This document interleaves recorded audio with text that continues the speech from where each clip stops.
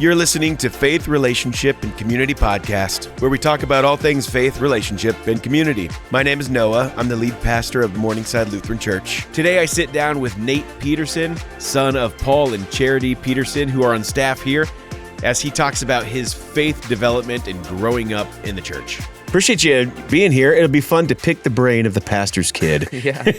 So you've had to be a part of a lot of different things throughout the years. For sure. Yeah. So walk us through, what's your earliest memory of here at Morningside? Were you born coming to this congregation? Yeah, I was born. My parents have been here, for, I don't know, as long as I've remembered. Yeah. And I was born here. My first memory is probably about 5. I got baptized. Okay. And then I had my birthday party here. Oh, you had a birthday party. Yeah, that's cool. So, yeah. See, that's where my kids are at right now. Shanna would have been 2, I think, when we got here, and Joel would have been 5. Yeah. And so we had his birthday party here, and so that was one of our first interactions there. So it's a pastor's kid thing. Yeah. And so you kind of can live, or I guess my kids vicariously through you, but where my kids are growing up in the same way you did, kind of growing up in this building. So How does it feel being just a child of not just a pastor, but a worship director with both your mom and dad? I've had a lot of good opportunities to volunteer throughout all of these, like with my dad being both a pastor and my mom being the worship director, helping out in like the sound booth or with events at the river, that sort of stuff. Yeah, yeah. And now you help out with the custodial team. Oh, yes. Because you're a junior in high school. How are things going junior year, getting ready for senior? Good. Very smooth. It's been my hardest year so far. Has it? Yeah. Yeah. Yeah. How so? Well, I take 3 AP classes this year, and that's a lot of homework. I've never had homework before, and this is my first year I have homework every day. Yeah, yeah. That's a little different than other years that you've had. Yeah. But now it's time to hit the books and really get down to it. Mm-hmm. So that's good. So obviously been part of the ministry here for a long time. Talk about as early as maybe some of that middle school, so confirmation, high school now ministry. Talk about your experience and how you've just grown in your faith around different people and leaders. Yeah. Confirmation was very enjoyable time. I had many leaders throughout confirmation, and with both my dad, right when his last year was my 6th grade year. So I had him for a year. I had Mike for my 7th and 8th grade years. So that was very, he has helped me through a lot of stuff. And yeah, kind of walking through. And now high school. Yes. Been in high school for a couple of years. Yes. Talk about your connections there. Well, Andrea this year has been really good. And then with the last couple years, we've had Amy. Yes, Yeah. Amy. Yeah. A lot of names floating around. Yes. That's right. Especially on the spot. Yes. And she did a very good job along with Josh. He kind of helped me go into my perspective with him also being a pastor's kid and how he had to kind of go through his childhood within the church. Yeah. So what, thinking about the different leaders, like you've had just several different leaders and as you walk through them, what are some things that you've just kind of taken from those leaders that have been meaningful to you and maybe shaped who you are today? I think the main message throughout all the leaders have been just keep being persistent in your faith. Yeah. Always be in your Bible, be in prayer, continue to volunteer and help within wherever you can. Yeah. What does that look like for you to kind of be persistent in faith and in your Bible? Well, we have FCAs on Wednesday mornings, which is Fellowship of Christian Athletes. Yeah. Before school, and Mr. Jepson has helped that go very smoothly, and he is a great leader. He always invites other opinions and perspectives to come speak with us, and Yeah. That's cool. Okay, talk about FCA a little bit and your experience there, because I know for those who are either listening or those who have kids who are in high school or in that same age and maybe not sure what FCA is, what can you expect there? Yeah, we meet Wednesday mornings at the high school, and there's about 20 of us or so, and we have a time of both Bible study and fellowship. And yeah. What kinds of things are you learning, and how do you grow and connect with the kids the other students that are part of that? Well, we have discussions about whether a text we read that day or certain subjects that are going on within the real world, and how we can use our scriptural background to kind of view these things. Yeah. And being able to connect with other students, Yes. doing that as well. Yeah. We often have small group times where 3 or 4 of us will talk about how our week has been, like pies, how we're doing physically, intellectually, emotionally, and spiritually. And you talk through those different things. You said pies, so there's the PIES. Yep. And so do you feel like students really open up and you're able to engage with other students? Yeah, our conversations are very open, and I think students are comfortable about talking about that sort of stuff. Yeah, that's good.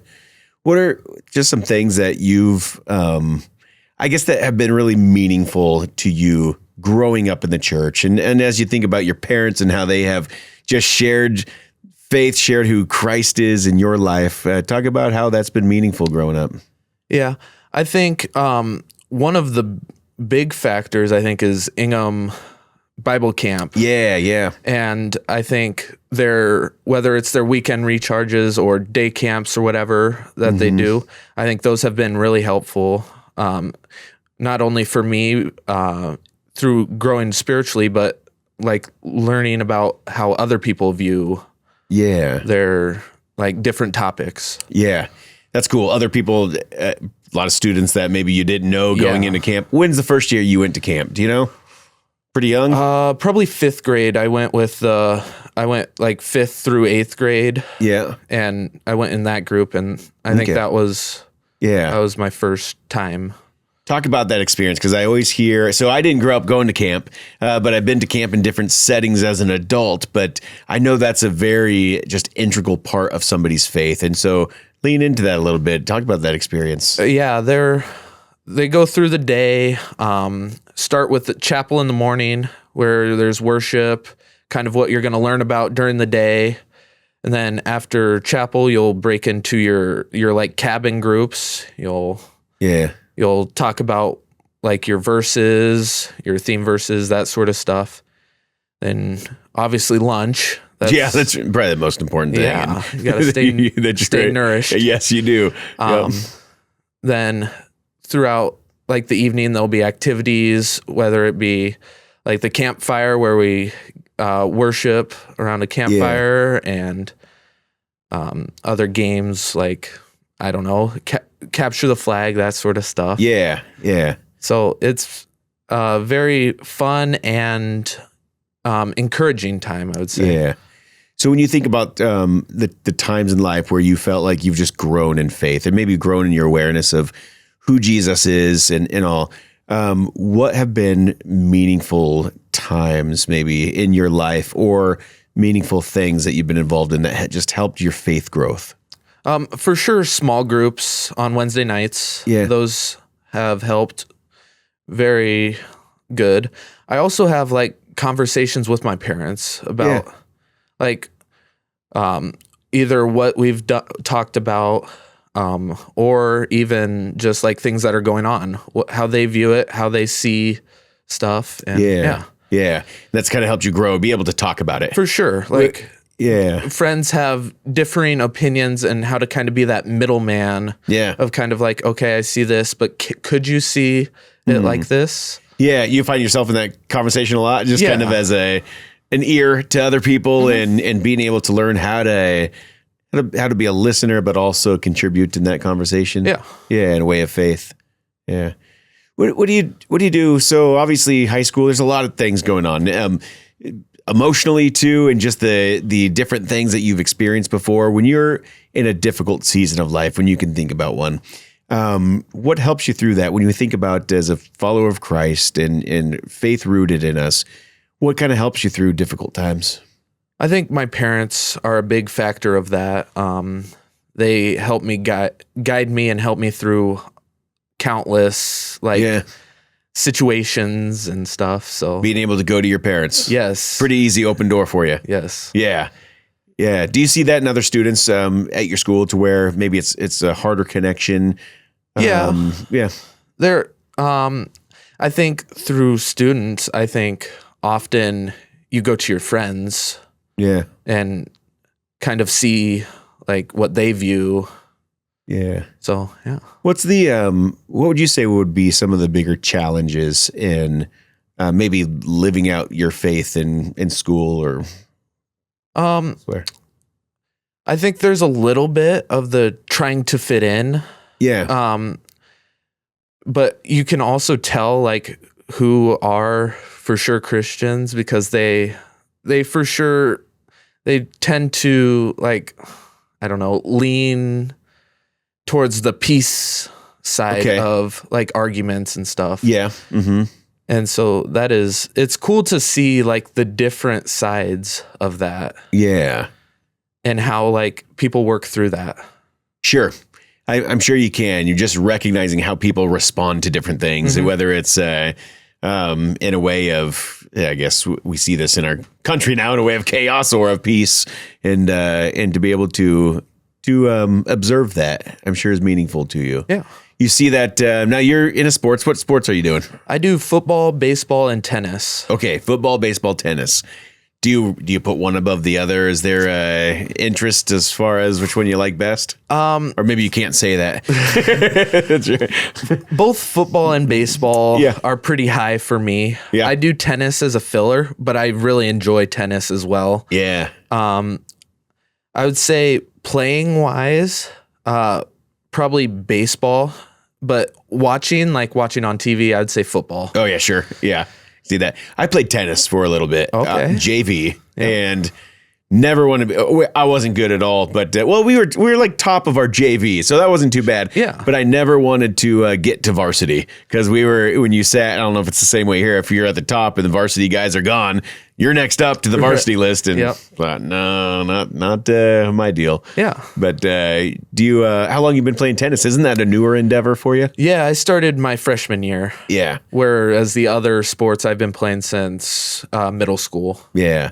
How do you see the role of faith play out in sports between some of the athletes you play with? Yeah. Going along with the FCA thing, a lot of my teammates do go to the FCA. Yeah. Before football games, we always have a prayer with Jason, and he kind of a little pep talk and then a prayer. Yeah. Then, yeah. Yeah. Are those pretty meaningful? Yes. Yeah. They for sure put your head in the right place to play. Yeah. Yeah, that's cool. How do you as an athlete, and what are some of the things, because I think that can be meaningful and maybe helpful to other athletes who don't know how to pray, or they've never really done that before. What are some of the things that come to mind for you when you're praying, either before a game or a practice or whatever it might be? I always pray for God to give me strength and be my shield. Yeah. Give me protection and give me strength for the game. Yeah, that's good. So that no injuries. Yep. So I love what you're saying here. You're not praying for the win, although we like to win, and that's a big part of it, but for protection, and for fun, and I think that's important to be able to be mindful of. Yeah. That I think that the Lord cares about how we do in different things, but winning, losing, we want to be protected. We want to have fun. Have you seen that kind of change in maybe other athletes as you've gone out throughout the years with that atmosphere and culture of prayer, especially around FCA? Yeah. So I'm an offensive lineman, and our offensive line group is really close. And I think we have all grown together within, whether it be FCA or just like our pregame pep talk and prayer. Yeah. So That's really neat. Do you see other groups in the team similar to that? Our defensive line is probably closest to that, but we both are probably the closest groups within our perspective or our positions. Yeah, that's cool. Have you always done the line? Yes. Okay. You like it? Yeah, I've always been an offensive lineman. And yeah, that's good. And you got a lot of playing time this last year too. Yeah, I started every game except the first one, and it was a really fun season. Yeah. You look forward to those relationships. I mean, just thinking about, especially it's a sport you love. Your faith is a part of that, to be able to come alongside and pray with others. You look forward to that?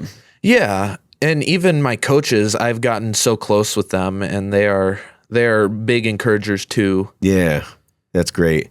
Because you've been part of these sports, at least football and baseball, for how long now? Since you were pretty young? Yeah, probably late elementary, early middle school. Okay. So, yeah. What's some advice you would give to maybe a middle school? Now that you're junior, almost a senior, you're upperclassman, and you're thinking about middle school or even freshman, sophomore, coming into high school. What would be your words of advice to those who know Jesus and they're coming out of that maybe confirmation age and into high school? Yeah. I would say get involved with either a youth group or an FCA group. I think that helps your day even. Yeah. And just being connected, as you said, with that group of people that you can pray with and share life with, and helps with accountability too. Yeah, that's great. Because those aren't easy years, but getting into freshman, sophomore, but it gets easier, especially with a group of people that you know. Yeah, that's good. Well, Nate, I appreciate you joining and chatting about your faith and growing up in the faith and all your sports, and God bless you in all that you do, man. Yeah, thanks, Noah. Yeah, you bet. Well, thanks for joining our conversation with Nate. I was reminded as he was talking about being really a light and an influence in his school amongst his peers and the faith that he holds. Reminded of this letter that Paul wrote a young pastor, Timothy. And he wrote this to him. He said, "Do not let anyone look down on you because you are young, but set an example for the believers in speech and life and love and faith and in purity." Even though this was written to a young pastor, he was a leader of his people there. God has called us to be leaders in our context that we're in, to represent who Christ is. And we can do this in that setting. So whether you're part of FCA, part of a sports club, some kind of friend group, no matter what you're doing, and you can relay this to your kids as well, that we are called to this, to be able to be that light and share that love, to wear our faith on our sleeve in all of our contexts. So be encouraged of that today and share that good message.